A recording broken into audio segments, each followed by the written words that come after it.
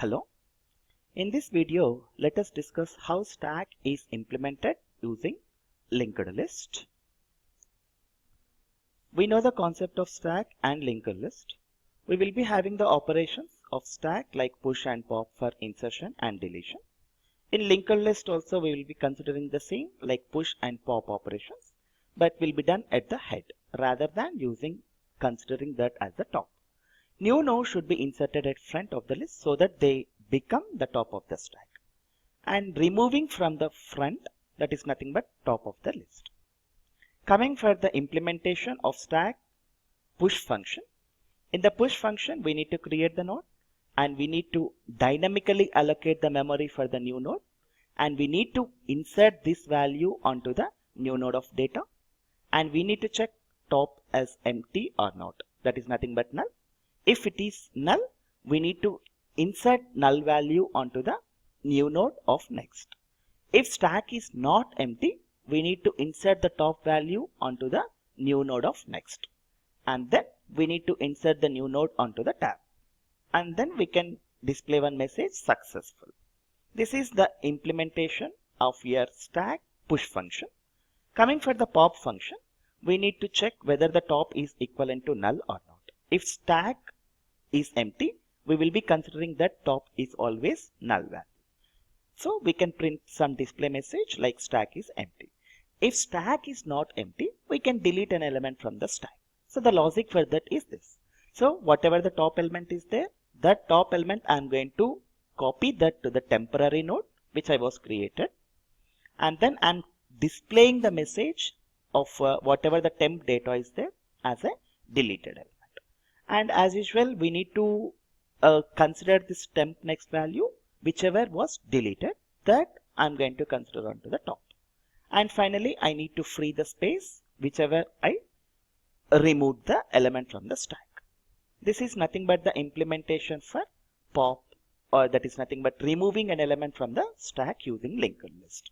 Let us see an example for linked list using the stack. So we need to create one top and I need to initialize the top value as null.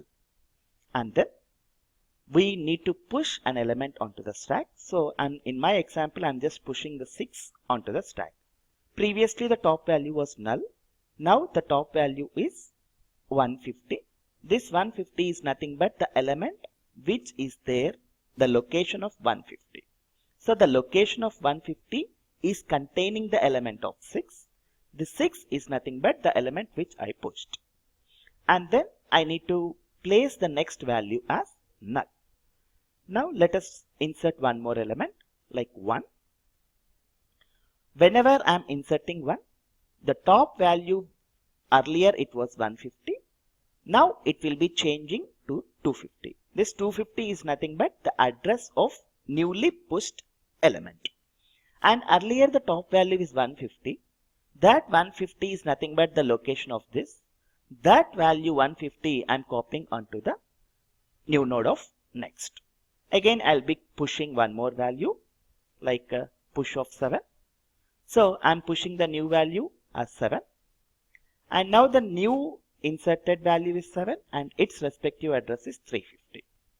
Earlier in the top we have 250. Now 250 will become 350. And that 250, the previous element is going to be copied into this. And then I will push one more element as 8. Now 8 is going to be located at 450. This 450 is going to be pointing onto the top.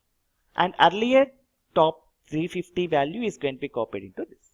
So this is what the structure and the implementation for push function. So let us discuss how the pop is going to be have. So whenever the pop function is there, I need to remove the link of the top. And earlier the value of your top is 450, but now I'm making that value as 350. That is nothing but this, the address of element 7.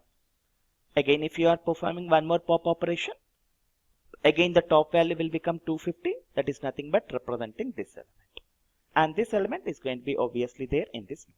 So this is way of pushing an element onto the stack and popping an element from the stack using linked list.